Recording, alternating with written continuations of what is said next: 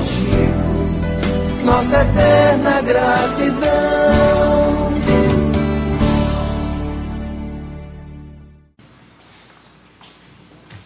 Boa noite.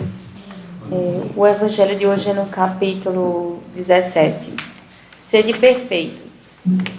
Cuidar do corpo e do espírito. A perfeição moral consiste na maceração do corpo. Para resolver esta questão, eu me apoio sobre os princípios elementares e começo por demonstrar a necessidade de cuidar do corpo, que, segundo as alternativas da saúde e da doença, influi de maneira muito importante sobre a alma, que é preciso considerar como cativa na carne. Para que essa prisioneira viva, divirta-se e conceba mesmo as ilusões da liberdade, o corpo deve estar são, disposto, vigoroso. Sigamos a comparação. Ei-los, pois, em perfeito estado, ambos, que devem fazer para manter o corpo em equilíbrio entre as aptidões e suas necessidades tão diferentes? Aqui dois sistemas se defrontam, o dos ascetas, que querem abater o corpo, e os do materialista, que querem rebaixar a alma. Duas violências que são quase tão insensatas uma quanto a outra. Ao lado desses grandes partidos, formiga a numerosa tribo dos indiferentes, que sem convicção e sem paixão amam triviamente e gozam com economia. Onde, pois, estará a sabedoria? Onde, pois, estará a ciência de viver? Em nenhuma parte. E esse grande problema permaneceria inteiramente por resolver se o Espiritismo não viesse em ajuda aos pesquisadores, eles demonstrando as relações que existem entre o corpo e a alma, e em dizendo que, uma vez que são necessários um ao outro, é preciso cuidar de ambos. Amai, pois, vossa alma, mas cuidai também do vosso corpo, instrumento da alma. Desconhecer as necessidades que são indicadas pela própria natureza é desconhecer a lei de Deus. Não castigueis pelas faltas que o vosso livre-arbítrio fê-lo cometer, e das quais ele é tão irresponsável como é o cavalo mal dirigido, pelos acidentes que causa. Sereis, pois, mais perfeito, se martirizando o corpo, com isso não ficais menos egoísta, menos orgulhoso e pouco caridosos para com o vosso próximo? Não, a perfeição não está nisso. Ela está inteiramente nas reformas que fareis vosso espírito suportar. Dobrai-o, submetei-o, humilhai-o, fortificai-o. É o meio de torná-lo dócil à vontade de Deus e o único que conduz à perfeição. Georges, Espírito Protetor, Paris, 1863. Que assim seja. Uma boa palestra.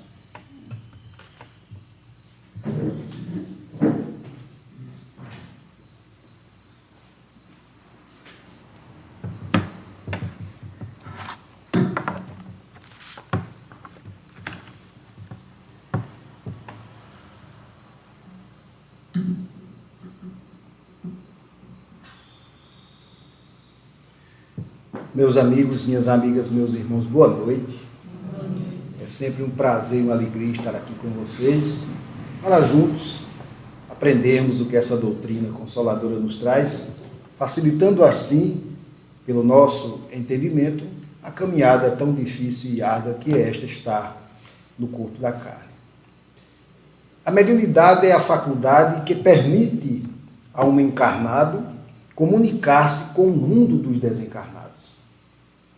Ou seja, toda pessoa que sente em grau qualquer a influência dos espíritos, por isso mesmo é médium. Pode-se dizer, pois, que todo mundo é mais ou menos médium. Isso está lá no livro dos médiuns, no capítulo 14, no item 159. Algumas pessoas são dotadas de uma condição mais desenvolvida ou mais aflorada da mediunidade e possuindo assim a maior facilidade na obtenção das comunicações entre os mundos físico e espirituais. Então, nós percebemos que todos nós somos médios, segundo Kardec. Agora, o que eu preciso fazer é estudar, compreender o fenômeno e fazer bom uso dele. Os médios, eles têm geralmente grande aptidão para tal ou tal ordem de fenômenos, o que lhes resulta em tantas variações. A mediunidade ela pode ser exercida de diferentes maneiras, visando assim cumprir diferentes intenções, seja por parte direta do médium, seja por parte dos espíritos que o acompanham. De qualquer forma, a utilização e aplicação dessa faculdade é o que chamaremos de mediunismo. Quer dizer, mediunismo é o exercício ativo da mediunidade.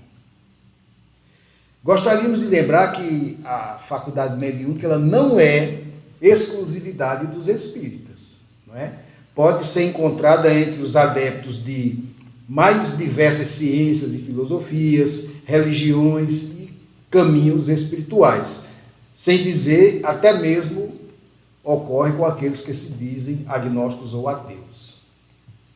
Então, não importa a minha religião, todos têm mediunidade. Lidar com ela, como a doutrina dos Espíritos nos ensina, é onde faz a diferença. Muito embora os outros credos não admitam essa comunicabilidade com os Espíritos. Mas eles o fazem lá, de alguma sorte, né? Existe na Igreja Católica, por exemplo, um grupo que estuda essa parte e eles têm fenômenos mediúnicos. Certa feita eu vinha do trabalho, eu costumava pegar o ônibus ali no centro da cidade e duas mocinhas, uma primeiro sentou, daí a pouco a outra entrou, se conheciam, sentaram juntas e começaram a conversar. Mas você nem foi domingo, foi tão maravilhoso domingo lá na igreja. E foi. Aí disse o nome lá do rapaz, fulano recebeu o Divino Espírito Santo, falou numa língua que ninguém entendia, ninguém sabia que língua era aquela. Aí eu não aguentei a curiosidade. Toquei no ombro da moça e disse, me permita, ele falou numa língua que vocês não conheciam. Ela disse, foi lindo, mas não entendiam nada, não sabiam nem que língua era. Ela disse, não. Eu disse, me desculpe, mas para que serve? Se vocês não entenderam nada, por que que utilidade tem? Ele não poderia falar em português, não? Ela ficou olhando para mim na dúvida, eu disse, me desculpe, eu fiquei apenas curioso. Então, quer dizer, o espírito ele pode ser chinês, japonês, ele vai ter que falar português, através do médium. A tradução é feita lá a nível, não é? Então, muitas vezes, as pessoas, por não conhecer esses detalhes, acham que nós somos excepcionais porque lidamos com essa situação. Não. É porque nós a estudamos, não é? Nós a identificamos de uma forma mais firme, porque o espírito que não sabe o que é mediunidade, está difícil, né? Então, toda pessoa que sente em qualquer grau a influência dos espíritos, por isso é médium. E dificilmente pessoas que não são espíritas comentam que já sentiram um sopro no cangote, né? Um empurrão sem ter nada por perto, um arrepio quando chega perto de uma pessoa, quando entra num ambiente sente um impacto diferente, um ar pesado, e aí usa um termo, ixi Maria, aqui está carregado, né? Quando na verdade é a sensibilidade. Nós detectamos a diferença de vibração. Alguém que passa por nós, se tocar no nosso campo energético, nós vamos captar a energia um do outro. Ela também pode ter se arrepiado, não só fui eu, não é?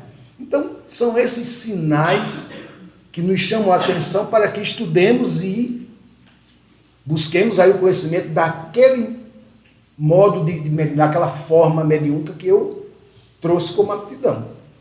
Então, como vimos, a mediunidade é uma faculdade que possuímos de nos comunicarmos e sermos intermediários entre os mundos físico e espiritual.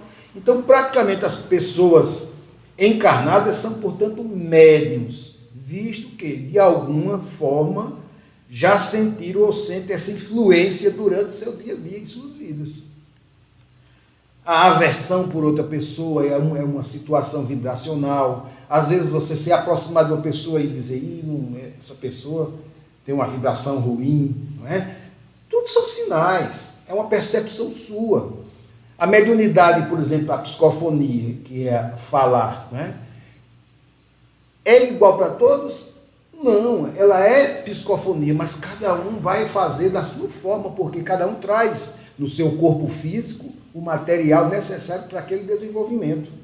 Nós não só somos preparados espiritualmente, nosso corpo também, para o exercício da mediunidade. Vem já com as ferramentas, digamos assim, necessárias para o desenvolvimento ou o caminhar no campo da mediunidade.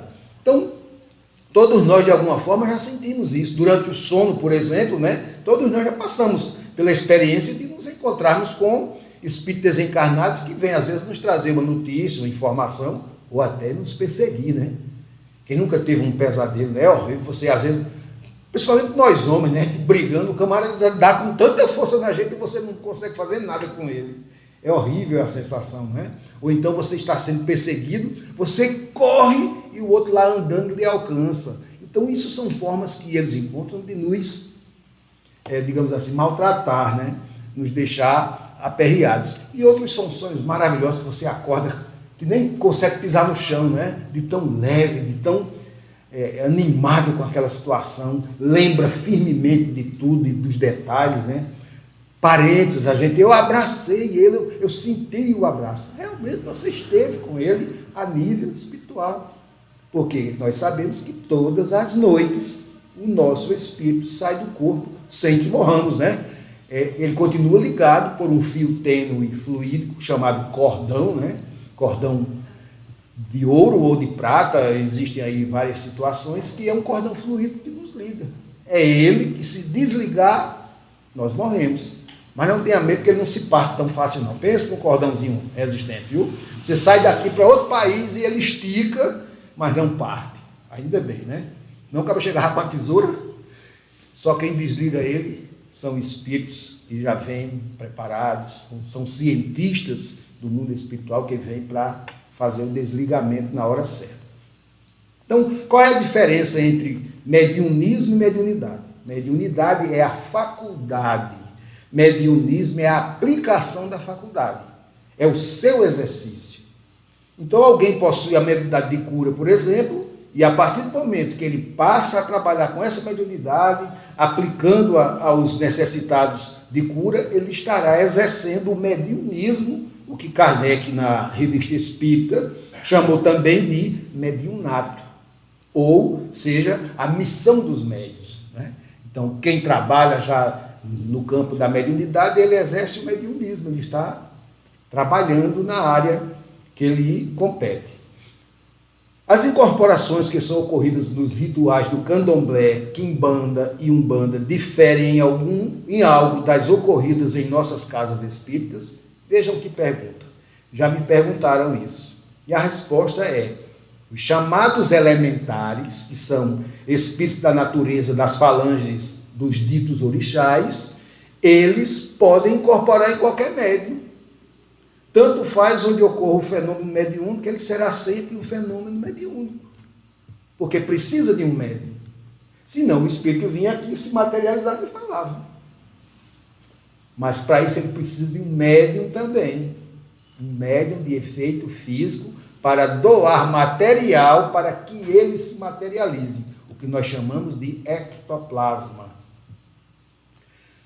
Já ouvi muitas pessoas dizerem: eu vou para a reunião mediúnica, participo, não tenho a mediunidade assim ostensiva, eu não sei o que é que eu estou fazendo lá, eu acho que eu não vou mais não. Meu irmão, você é um médium doador. Por isso você está lá na reunião. Às vezes você fica sonolento, é nesse momento que os espíritos extraem fluido de você para fazer os trabalhos. Você é útil. Apenas falta conhecer essa parte, né? Porque eu não vejo quando sai de mim o ectoplasma.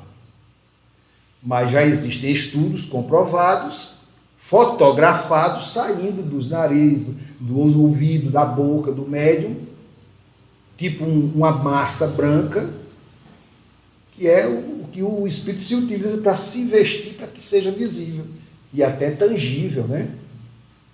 Lembram que Kardec, quando materializou seu espírito Kate King, ele cortou o cabelo em um pedaço do vestido dela? Levou para o laboratório e o amigo disse, poxa, o que é que você quer com tecido de algodão e cabelo humano? Então, é uma coisa natural, não tem nada do outro mundo. A ciência apenas ainda não encontrou esse elo que liga esses dois planos, que são dimensões, né? É uma dimensão que a ciência ainda não conseguiu chegar lá, mas sabe de sua existência. Apenas ainda não conseguiu provar, porque a ciência quer provar tudo, né? Para poder ela só acredita naquilo que ela prova, né? Então, tanto faz onde ocorreu o fenômeno, ela é mediúnico, não vai influir se é católico, evangélico, não, é um fenômeno mediúnico. Porque esse nome foi Kardec quem trouxe para que nós conhecêssemos o fenômeno dessa forma, porque muito antes já existia o que a psicologia chamava de outras coisas, né? As pessoas tinham doenças psicológicas quando entravam em transe, né? Quando na verdade era um efeito mediúnico, era um trabalho que estava sendo executado ali por entidades. Então, seja qual for o nível evolutivo dos irmãos desencarnados que nos venham trazer seus conhecimentos, suas necessidades, seus auxílios, sempre que se utilizarem para isso de um médium, estarão realizando da mesma forma que nós. Não vai mudar em nada. Aí, enquanto a doutrina nos ensina que não necessitamos de rituais, de palavras mágicas, de velas, de tabus, para alcançarmos esse método diante do mais alto, o mesmo não ocorre em muitas correntes espirituais que nós conhecemos aqui no Brasil e até no mundo. Então, seja como for esse exercício da mediunidade, tanto na casa espírita, num terreiro de umbanda ou casa de candomblé, sempre será um trabalho abençoado, se exercido em função de objetivos superiores. Porque as pessoas comentam que são feitos trabalhos de magias, né? Então não é um trabalho no bem. Então, se for exercido para o bem, é um trabalho que merece respeito. Porque está ajudando não somente a nós encarnados, mas também aos desencarnados. Então, o médium consciente, ele vai ter o controle, porque é aquele ditado popular, quem manda aqui sou eu, o corpo é meu, não é? Não é que vai entrar um espírito, como as pessoas, fulano está com um cão no couro, né? Não entra espírito nenhum no corpo da gente, porque aqui já tem o meu. E a lei da física diz que 2 corpos não ocupam o mesmo lugar no espaço. A ligação é mental. O médium entra em transe e quem assume é a entidade, até mudando minha voz, os trejeitos. Em alguns casos, até a fisionomia do médium chega a mudar. No caso da materialização, já houve casos de que só foi materializado a mão da entidade e ela escreveu. Em outros casos, só essa parte do aparelho fonador para que se ouvisse a voz da entidade.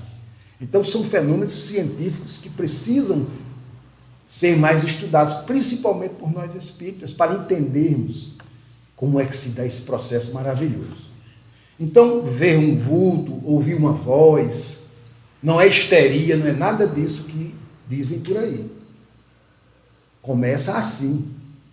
Geralmente, criança tem mais aptidão, porque no processo reencarnatório dela ainda está, digamos, frouxo, o espírito não está totalmente colado ao corpo, molécula a molécula. Então, isso dá mais para que o espírito faste um pouquinho e ele entre em relação com o mundo espiritual. Crianças brincando com um amiguinho invisível, né? Você está falando com quem? Com o meu amiguinho. E as mães às vezes brigam, né? Pensam que a criança está variando, como dizem, mas na verdade ela tem esse amiguinho e ela vê. Não se deve condenar, pelo contrário, questionar, perguntar como está vestido, qual é a cor da criança, que tamanho, para que essas informações encaixem na veracidade do que a criança está vendo, né? Ela tem esse amiguinho secreto lá e ela brinca com ele, fala com ele, escuta. Então, é um fenômeno que está aí para que todos nós tenhamos acesso a ele. Não é exclusividade nossa, repito, ou seja, não é o espiritismo só que tem esse fenômeno, não.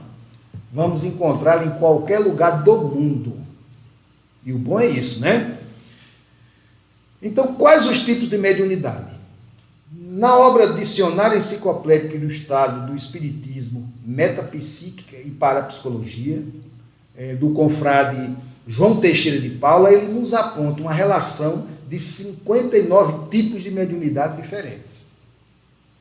Kardec nos diz que haverá tantos tipos de mediunidade quantas sejam as espécies das manifestações que ocorram visando a comunicação entre os dois mundos. Entretanto, para fins didáticos, nós podemos classificar os diferentes tipos de mediunidade em manifestações físicas e manifestações intelectuais ou psíquicas. Físicas são quais? Aquelas onde a entidade extrai do médium material para afastar aquela cadeira, mexer num quadro, bater uma porta. Ele extrai daquele médium o material. Quantas casas mal assombradas já ouvimos por aí essa história, né? Não tem nada de mal assombrado. São entidades brincalhonas que estão por lá e alguém fornece esse material. Casos de incêndio, não é? Tem um médium que tem essa mediunidade e consegue tocar fogo numa cadeira, numa mesa. Mas é uma entidade que extrai dela esse material. Ela doa inconscientemente. Por isso que o estudo vai fazer com que ela saiba privar-se de uma invasão desse tipo. A entidade vem, tira dela e faz ali um incêndio. Quantos casos já ouvimos de casas pegarem fogo do nada, né? Pode ocorrer esse fenômeno lá. Então podemos dizer que na maioria das casas espíritas ocorrem principalmente os fenômenos de psicofonia, psicografia, vidência e cura. São os básicos, né? O que não exclui absolutamente as possibilidades de ocorrências de outro qualquer tipo.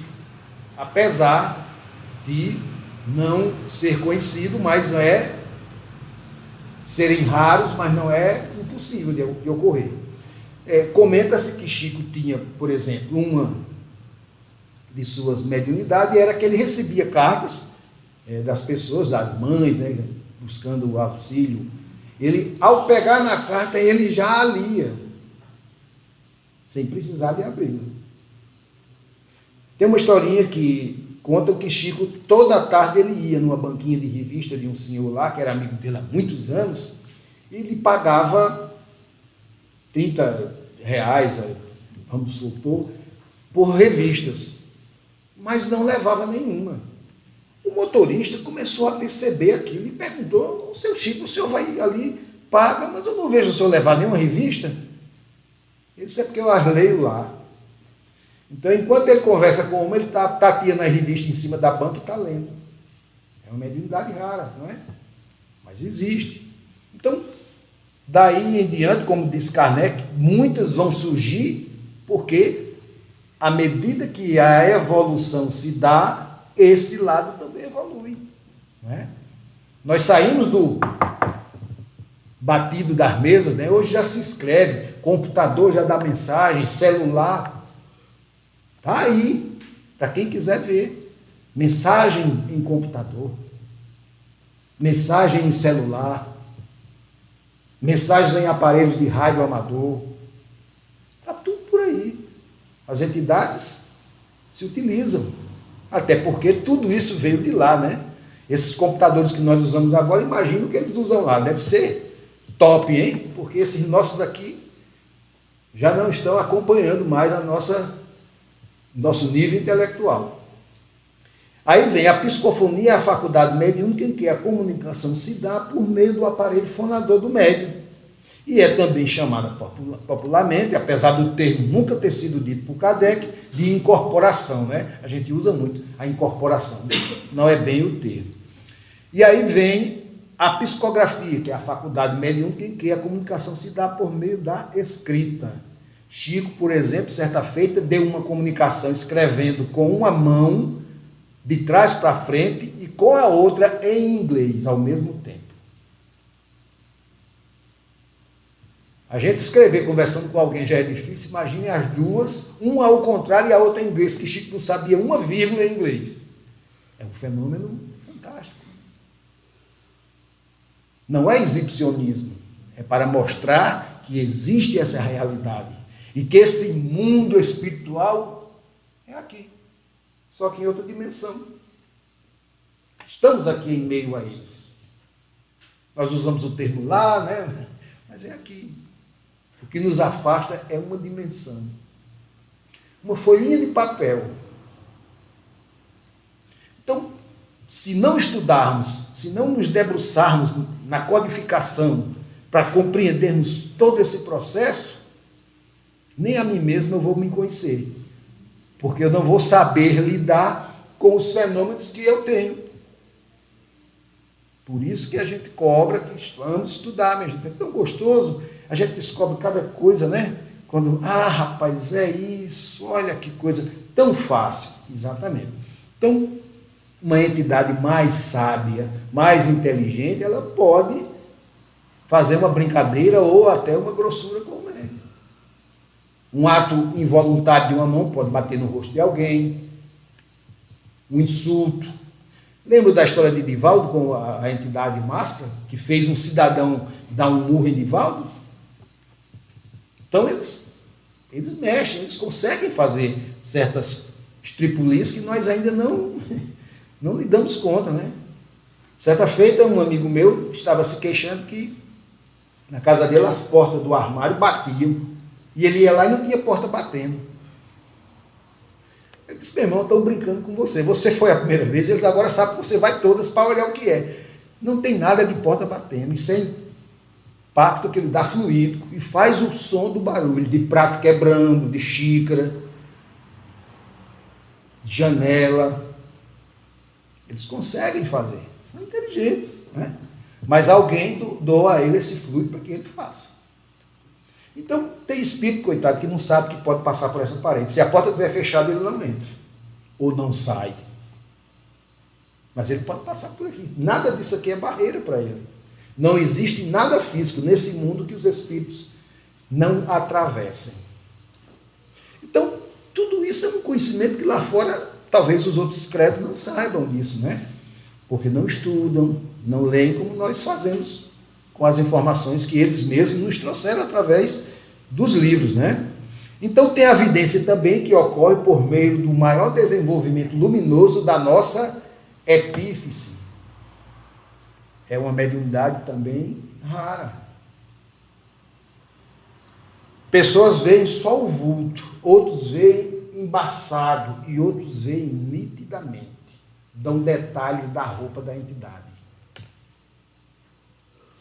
Dos médiuns com vidência podem ver a mesma entidade, mas notarem diferença, ou seja, um vê um detalhe a mais do que o outro.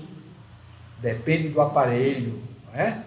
Depende da qualidade do organismo do médium para aquele fim. Aí vem a pergunta, mas se eu for um médium, como utilizar isso para ajudar as pessoas? E como desenvolver-me? Para ajudar as outras pessoas, devemos sempre buscar a prática da lei do amor de Jesus. Amar a Deus sobre todas as coisas e ao próximo como a nós mesmos. Mas como amar o próximo se eu não consigo ainda me amar? Então, amar a nós mesmos significa estarmos sempre buscando o melhor para nós. E isso requer necessidade de busca do nosso equilíbrio interior. Lembrar sempre que Kardec dizia, amai-vos e instruí-vos. Porque se eu não tiver esse conhecimento, eu não vou saber separar as coisas, né? A minha ignorância vai me deixar na mão. Os chamados médiuns de provação, com suas manifestações mediúnicas descontroladas, por exemplo, aquelas incorporações súbitas e involuntárias, pessoas que estão em casa e de repente incorporam, ou numa festa, né? Que não queiram, por hipótese alguma, ir na casa espírita, às vezes por uma incompatibilidade absoluta ou até o preconceito mesmo contra a nossa doutrina, teria chance de se harmonizar dentro das religiões tradicionais? Sem dúvida que sim. A harmonia interior pode ser encontrada em qualquer religião, ou mesmo fora delas. Quantas pessoas se dizem ateus e são pessoas boas, maravilhosas, caridosas, não é? A religião não muda ninguém. Ela nos ajuda, mas eu é que tenho que mudar. A religião dá um conselho, um norte, mas se eu não quiser seguir, não vai seguir. Não é? Então, o que é que a mediunidade exige do médium? Não só o conhecimento, claro, mas disciplina, disciplina, disciplina. Médium pode beber e pode fumar? Pode. Mas, se ele puder, um dia antes da reunião mediúnica, não fumar, não beber, não se alimentar de certas comidas, isso ajuda o aparelho físico para que a mediunidade se dê com mais pureza, digamos assim, com mais nitidez, se for vidência, audiência, porque o organismo vai estar bem preparado para aquilo. Então, são pequenos detalhes, coisas que o médium aos poucos ele vai percebendo e vai se moldando para aquilo, né? Então, o mais importante para essas pessoas dotadas dessas mediunidades afloradas, mas que não queiram de alguma forma seguir a doutrina espírita ou os caminhos espirituais, é que elas se ofereçam em nosso meio e tentarem encontrar o equilíbrio da melhor forma. E como se encontra esse equilíbrio? Porque ele será sempre encontrado na prática da caridade. Eu posso não querer exercer a mediunidade, mas eu vou ter que fazer um trabalho social para me doar. E aí vai me dar o equilíbrio. Porque ninguém foge da mediunidade. Não adianta fechar os olhos, se esconder embaixo da cama, apagar a luz ou acender. Ah, eu estou vendo um espírito no escuro, acenda a luz. Ah, eu estou ouvindo, vou tapar os ouvidos. Não adianta. Então, quem a tem, procura entendê-la, procura compreendê-la, aceitar. Se não quer exercer, tudo bem, não existe obrigação. Na doutrina dos espíritos não existe nada, em canto nenhum, pelo menos até agora eu li. Você está obrigado a fazer isso. A única obrigação que tem lá na doutrina, e ela não diz nesses termos, é da minha mudança interior, da minha conduta moral. Ela me chama a atenção quando diz que eu sou responsável por tudo que eu faço. Não adianta botar culpa em ninguém. Ah, que minha vida está de cabeça para baixo, é a mediunidade. Não é a mediunidade, é você que não está controlando, que não tem um controle. Ah, tudo que eu faço está errado, é você que está fazendo errado. Ah, porque fulano não tem nada a ver com isso. Então, por aí se tem uma ideia de quanto se mistura as coisas por aí. A doutrina dos espíritos não acende vela, não toca bombo, não tem bebida, não tem oferendas, não tem vestimentas específicas como outros credos religiosos por aí. Nada disso. Porque ela é simples como Jesus a fazia há 2019 anos atrás. Jesus não precisava de um salão com ar-condicionado, ele fazia sentado numa pedra ao pingo do sol do meio-dia. E as pessoas paravam para ouvir. Então a simplicidade da doutrina é isso. O que não tira o mérito de quem tem um ar-condicionado, não. Pelo contrário, a doutrina nos chama a razão para que isso são apenas apetrechos que pode-se utilizar. Mas se não tiver, não é ele quem vai nos ensinar o Espiritismo, não é?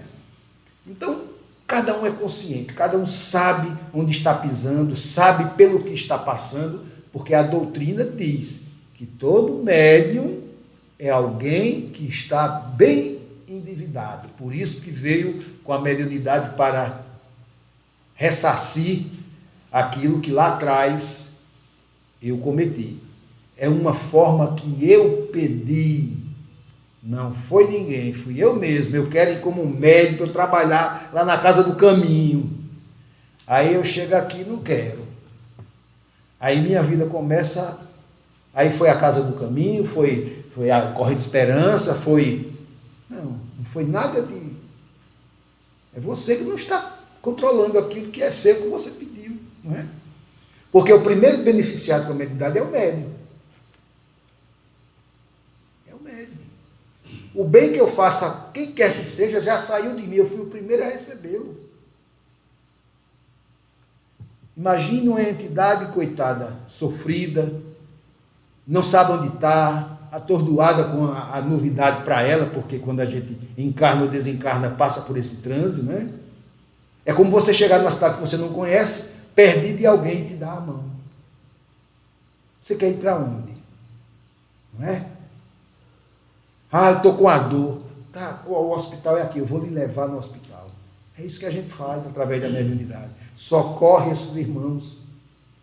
Fazei ao outro que gostaria que vos fizesse. Então, a mediunidade é linda, está aí sua beleza.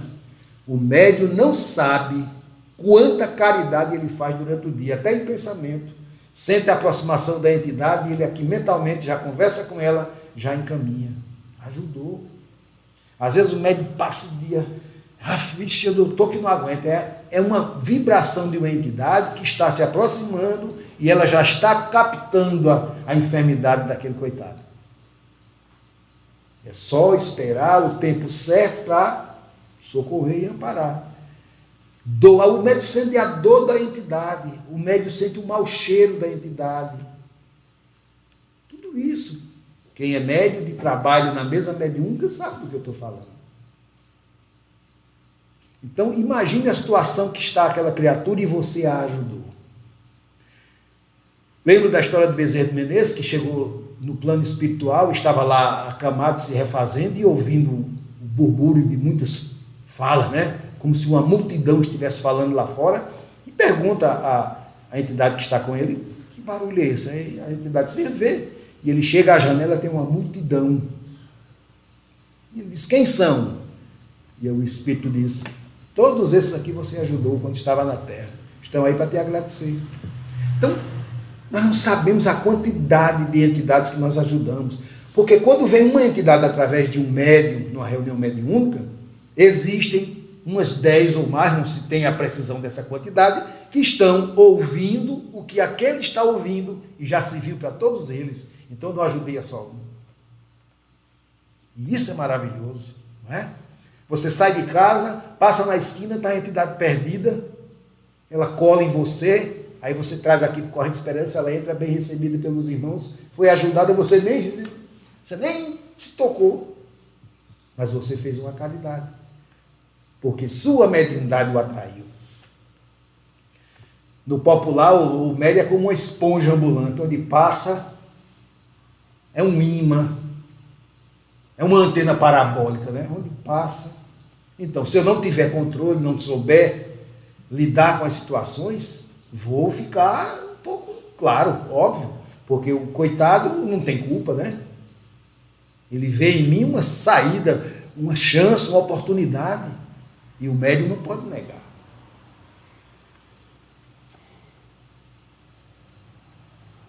Como deve ser o comportamento dos médiuns mediante o trabalho e a vida?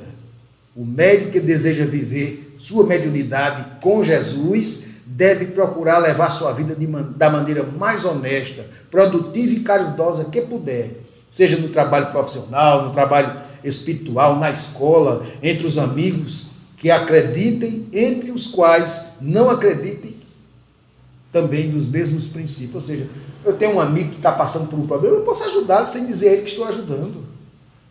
Médium tem essa capacidade. Eu não preciso pedir licença a ele para ajudar a entidade que está lá, digamos, cobrando algo dele, não é?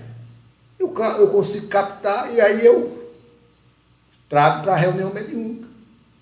Agora, tem que ter conhecimento, habilidade com a sua mediunidade, para não também chegar numa noite de reunião e você passar a noite todinha dando passividade, né, às entidades. Não, não é assim. Existe um limite.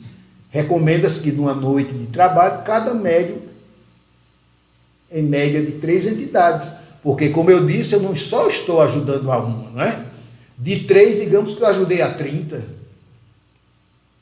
Para não cansar o médium, o desgaste fluídico do médium. Mas tem caso de médios receberem 5, 6 entidades numa noite. Não é recomendado por conta do desgaste, mas tem médico que suporta. Então, tudo isso é conhecimento, requer daquele grupo uma união, um estudo feito só para aquele grupo, para que se afinem. Basta olhar um para o outro, já entenda o que está acontecendo. Então, tudo isso é um trabalho conjunto. Uma reunião mediúnica é protegida, é amparada, mas a gente está no plano físico, e no plano físico é com a gente. Não tem negócio, os espíritos não podem interferir.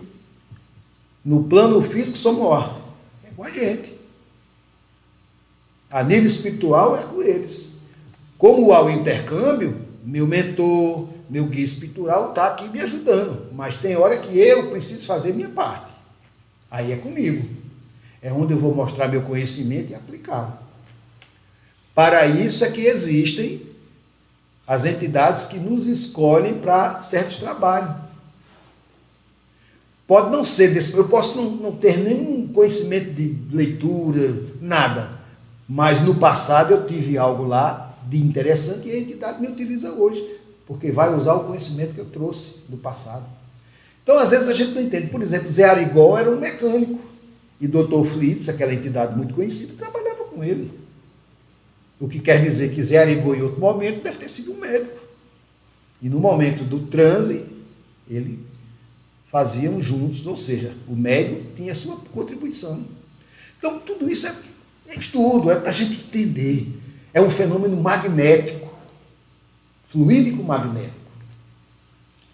Não adianta fugir dessa realidade. A Terra só gira porque o magnetismo dela permite, porque o magnetismo do Sol nos sustenta nessa posição, senão a gente já tinha desembestado aí. Nesse momento a gente está viajando a mais de 100 mil quilômetros por hora. Mas a gente nem sente, né? Graças a Deus. Agora, cuidado com o freio. Se der um freio, né?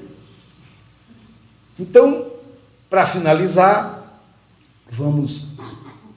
como o médium pode manter constantemente sua sintonia com os espíritos superiores, que com certeza os assessoram ininterruptamente, com equilíbrio, harmonia e disciplina. É isso que os espíritos querem de nós, para termos essa pureza interior, para que eles bem utilizem o instrumento, não é? É como eu dou o exemplo, se nós fôssemos uma orquestra, estaríamos que estar todos afinados com seus instrumentos, não é isso? Porque se um desafinar, todos vão notar que tem um instrumento fora do padrão, né? Então, eu preciso estar afinado para que as entidades me utilizem e eu faça bom uso da minha mediunidade. Isso não é nada demais, né? Basta querer, né? Existe como medir se um médium é melhor ou pior do que o outro? O nível moral e a humildade do médium é importante para o desenvolvimento de sua mediunidade? Vejam que duas perguntas. A resposta é, sem dúvida, que a posição moral do médium, sua forma de viver, aquilo em que acredita, determinará suas qualidades enquanto médium. As leis de causa e efeito e de afinidade são implacáveis para todos. O médium que se afinize apenas com o que é bom, receberá a companhia e a presença de espíritos superiores a orientar-lhe o trabalho em suas tarefas de mediunidade. Então, simples, fácil, qualquer um pode fazer. Claro que requer um pouquinho de esforço, porque nós não somos ainda espíritos, né? Estamos a caminho aí, estamos ainda, graças a Deus, conquistando esses lugares aí, estamos galgando, né? Então, para que possa ajudá-los nos seus estudos, eu recomendo começar com as obras básicas de Allan Kardec, não é somente o Livro dos Médiuns. André Luiz, naquela obra, mais especialmente nos domínios da mediunidade, Hermínio de Miranda em Diálogo com as Sombras, para quem conversa com as entidades da mesa, Divaldo Franco e Raul Teixeira no livro Diretrizes de Segurança, Chico Xavier no livro Mediunidade e Sintonia, e tantas outras obras que podem nos trazer essa afinidade com a doutrina dos Espíritos. Mas o mais importante no desenvolvimento da mediunidade com Jesus será sempre o estudo e a prática do bem. Fora da caridade não há salvação, já dizia Kardec. Então, meus irmãos, que Jesus, nosso Mestre, nos conceda sempre a serenidade necessária para aceitarmos as coisas que não podemos modificar. Coragem para modificar aquelas que podemos e a sabedoria para distinguirmos uma das outras. Muita paz para todos.